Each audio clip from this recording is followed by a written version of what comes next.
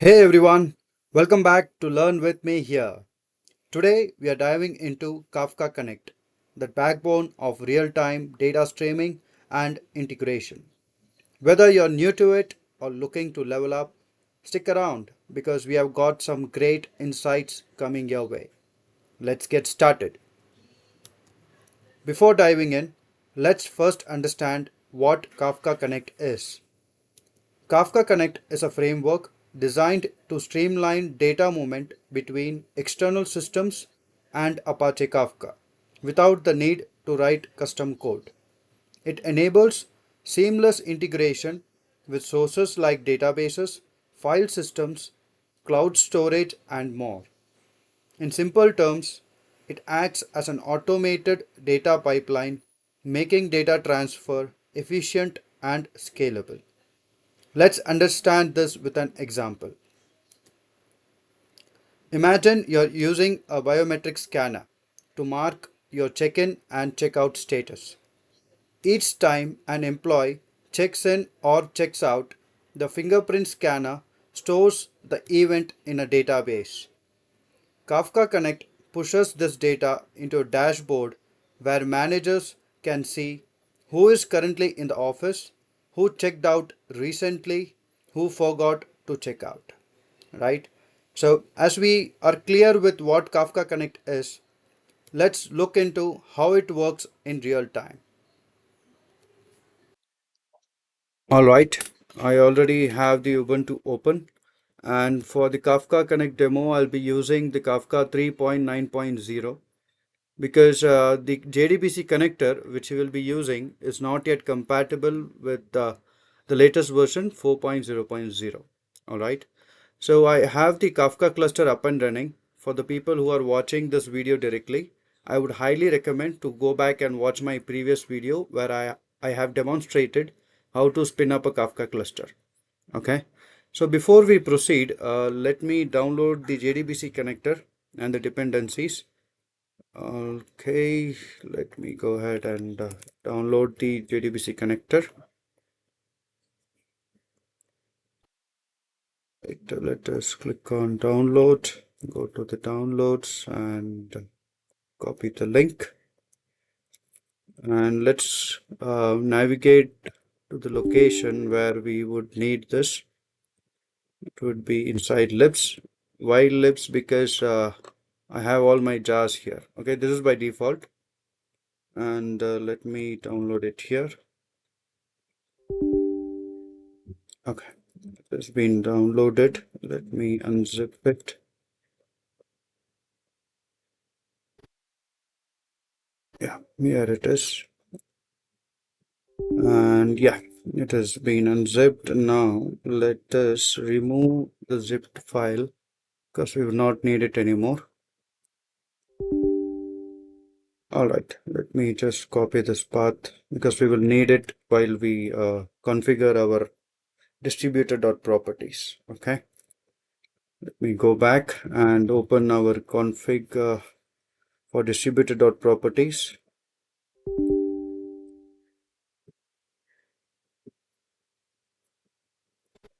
Okay, so let me just go ahead and first paste the path. Okay, so at the bottom we have plugin.path. So why we are pasting it? Because it will use all the jars which are available, um, in that location required to run the connectors. All right. And here I have the brokers. So my brokers are running on 9092, 9093, and 9094. Okay. So let me configure it as per that.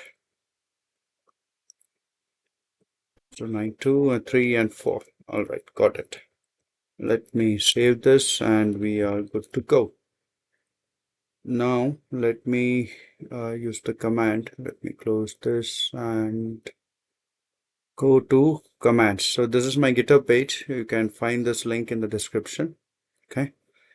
And let me find, yeah, here it is. Command to start the distributor.properties.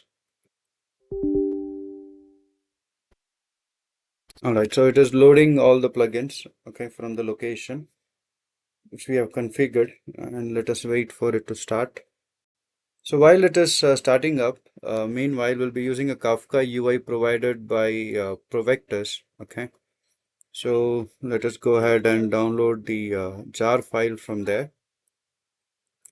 Download Kafka UI. Okay, so they have the jar file in their GitHub page. All right, let us click on this and then copy the download link. Copy link address, go back and download it. Okay, and it should be downloaded. Yeah, it is done. So we have the dependent jar here. Along with that, we will need a configuration file for this as well to start the Kafka UI. Let me clear this, and it would be application.yaml file. Okay, so you can find this configuration in my page. Let us go back and go to application.yaml and copy and paste this as per the you can modify this as per your configurations. So I have the brokers running on the localhost 9092, 3 and 4 respectively. You can modify it as per your configurations. All right, so let me just save this file. Okay, so now I have application.yaml and the jar file which is required to start the Kafka UI. Okay, so let me get back to the GitHub page and go back to the commands page. Okay, commands file, I have it here. Let me copy the command and run it.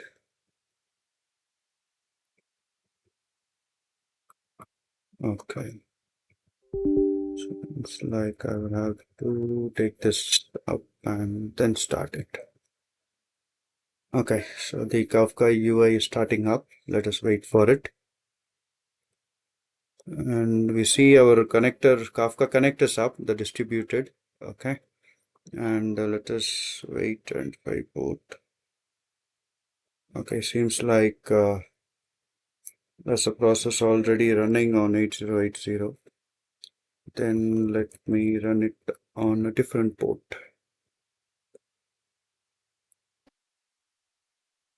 8081.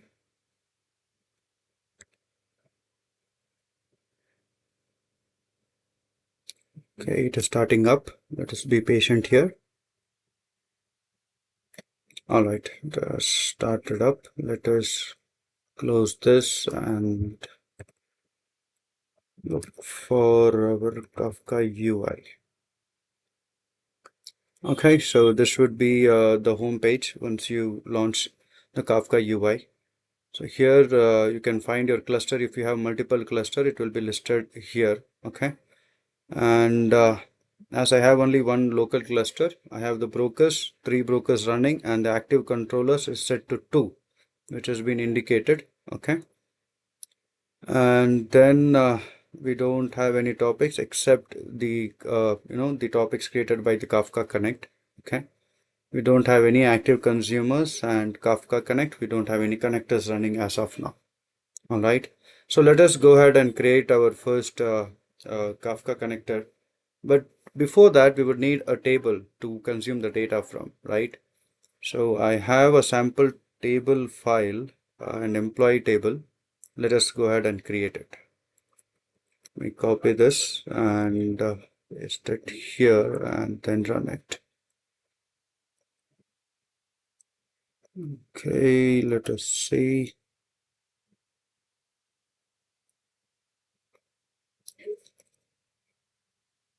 Okay, so we do have the table and the columns ID, name, department, and updated at.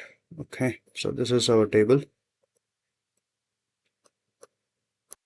Okay, just close this and go to query tool.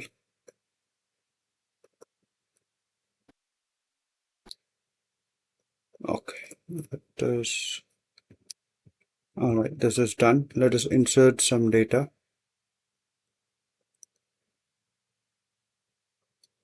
Okay, let me just insert two rows for now.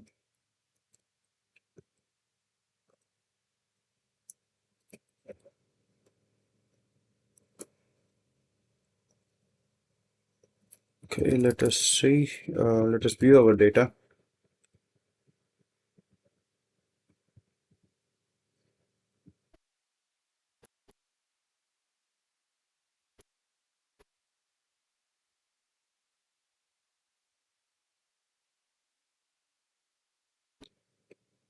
Okay, so we have the data which we have just ingested. Okay, so now let us consume this data into Kafka and then push it back into the Postgres into a different table. Okay, that's what the activity which we'll be doing for now. Okay, using the Kafka Connect. So we are moving data, streaming data from Postgres into the Postgres database into a different table. All right. So now, as we have the table ready, let us go ahead and spin up our first Kafka connector. Right, so let's get the configuration. So you can get the configurations from here. Okay, I've already uploaded the file for the source connector separately, and then I have uploaded a file for sync connector. Okay, you can modify the parameters as per your needs, as I have mentioned here. Enter the incremental column and with an example, right? So here you can enter your IP address of the host name and the port for PostgreSQL database. So you can follow this. So I already have my configurations ready. I will just go ahead and copy and paste it. Right. So let me copy this and paste it here. Got it. Let me copy the name. That's my name. Yeah. All right. So my configurations are ready. Let me submit this and let us wait for this controller to start. Okay, let us go ahead and check. Okay, so it is running now. Let me see if the topics is here. Okay, and in this topic I do see messages. Okay, so as we see, we do have the data which we just ingested into our table, right? We have the ID, the name, and the department as per what we have ingested, right? Now, let us go back and create our sync connector to see, how the data gets streamed into the Postgres. All right. So again, as I said, I do have the sync connector configuration here. You can copy and paste it and modify it as per your configurations. All right. So let me copy and paste my configurations, which I have it ready.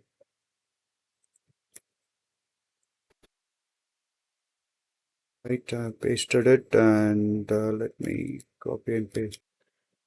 Okay, so our connector is running. Let us go ahead and check if the table has been ingested. I mean, the table has been created and the data has been ingested. Let me check. Okay, so we do have our table here. Let us check the columns. Yes, the columns are same as the source table which we created, the employees table, right? Let us query this table and check. Let me just copy this and let us query sync underscore employees.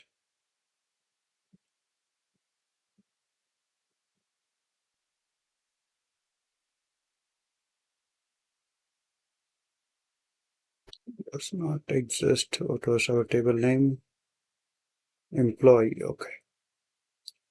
Remove that. Yes. All right. So see, as we see, it has been ingested and it has automatically taken the data type as well for the integer. Okay. And for the timestamp without time zone as well. For the varchar or the string, it has.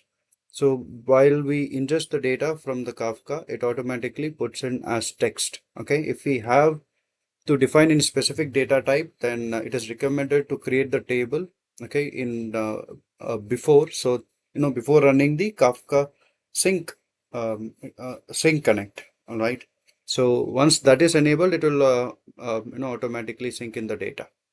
Okay, so let us try to ingest few data and let us see how it works.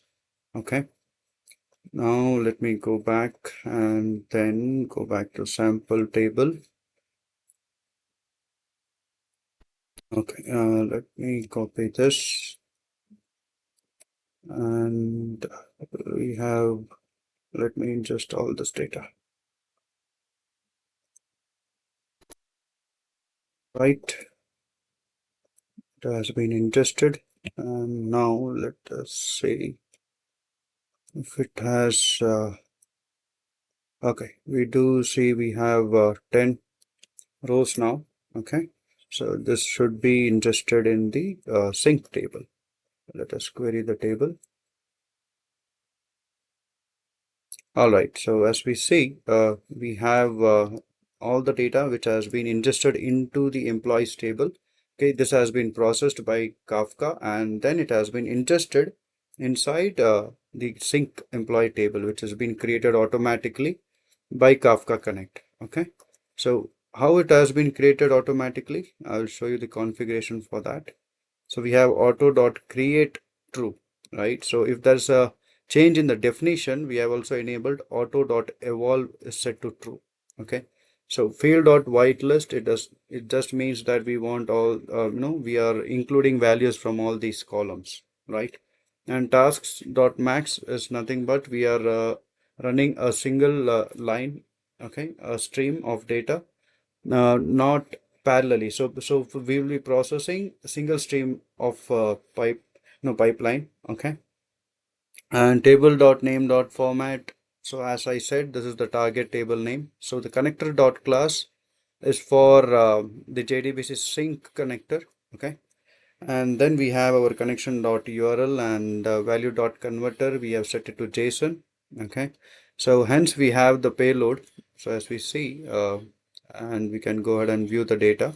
So we have the schema here, right? And our actual data resides in payload, right? So to process, for the sync connector to process, it does need a key. Okay. So we have mentioned a key as well here. Okay. How we got to know this? Let me go to Kafka Connect and get to source.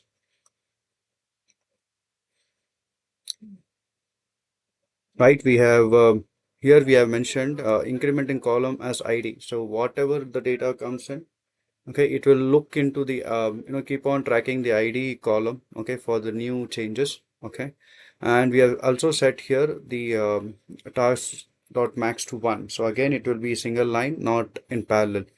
All right, and then we have as I said, we have mentioned key, right? We would need a key, so I have used a transformation to change value to key. So there's a transformation for value to key where I've mentioned ID. So this ID column will be taken as a key. You can mention multiple columns here. Okay, if you have multiple prime columns as part of primary key. All right, that wraps up our demonstration of Kafka Connect. I hope you now have a clear understanding of how it simplifies data integration between Kafka and other systems. If you found this video helpful, don't forget to like, comment, and subscribe for more content like this. Also, feel free to drop your suggestions or questions in the comments below. I would love to hear from you. Thanks for watching, and I will see you in the next one.